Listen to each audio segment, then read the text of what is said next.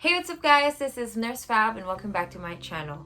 In this video, I would be breaking down the top 5 requirements for nurses in Canada. So if you're considering of moving here and working as a nurse, then you don't want to miss this video. Let's get started. But please keep in mind that this is just a general guide.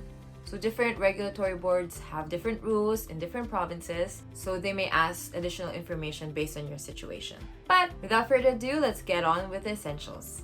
So the first requirement is English proficiency.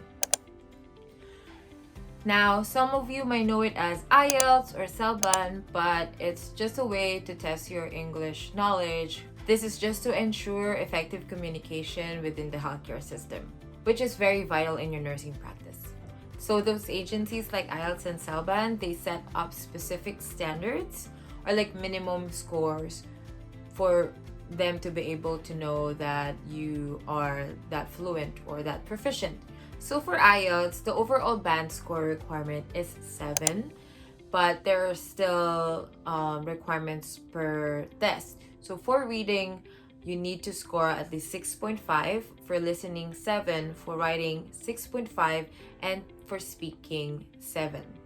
So for CELBAN, or the Canadian English Language Benchmark Assessment for Nurses, is more specific for nurses, and I've heard that it's easier than the IELTS because IELTS is more general. The minimum scores are as follows. So reading 8, listening 9, writing 7, and speaking 8. So personally, I took IELTS and was able to comply with those requirements. The second requirement is educational credential assessment. So for internationally educated nurses, you need to show proof, or they need to verify that you did finish your bachelor's degree in, for example, the Philippines or in other country. So you need to have it assessed, have those credentials assessed.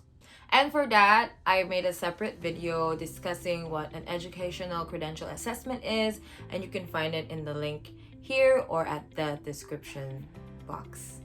I also talked about the different prices, which one is more expensive, which would take the longest, or which is the fastest agency. So go check that video out. The third requirement is competency assessment.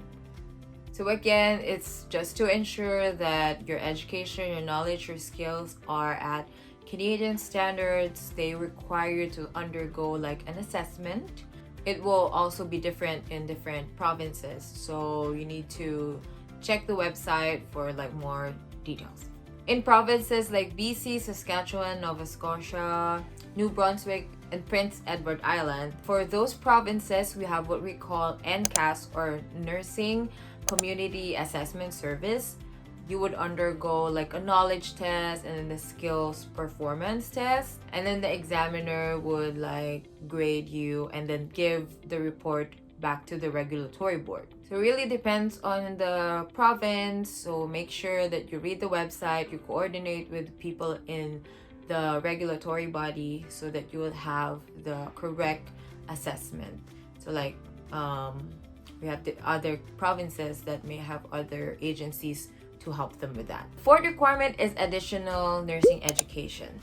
So based on your competency assessment and your educational credential assessment, the regulatory board would be the one to suggest the courses or the programs that you need to undergo or to finish to meet the standards of Canadian nursing. So if needed, they would tell you need to take a few courses, or you may need to take a 6-month program, a 1-year program, or a 2-year program. Sometimes it's also known as re-entry program or bridging program for nurses. And the fifth and last requirement is the NCLEX.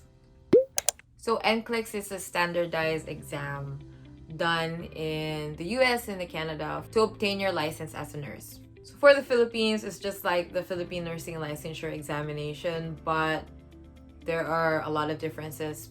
NCLEX is a computer-based exam, and it's what we call adaptive. In a normal exam, they would prepare 50 or 100 questions, but in NCLEX, there's a pool of questions.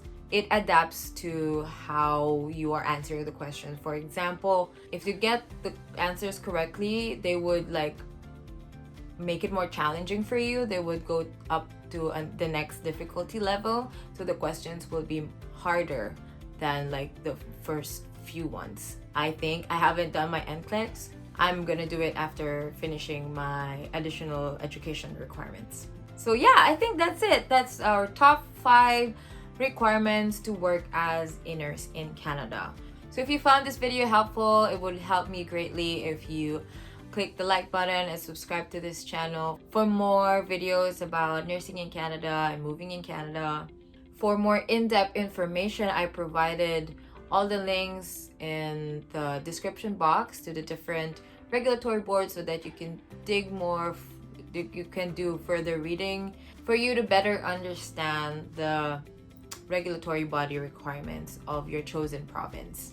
And if you want to learn more about how to move here as a nurse in Canada, I have this playlist right here and this video right here that could help you. And that's it for this video. Thank you for watching, and I'll see you on these videos. Stay fabulously brave and beautiful. Bye!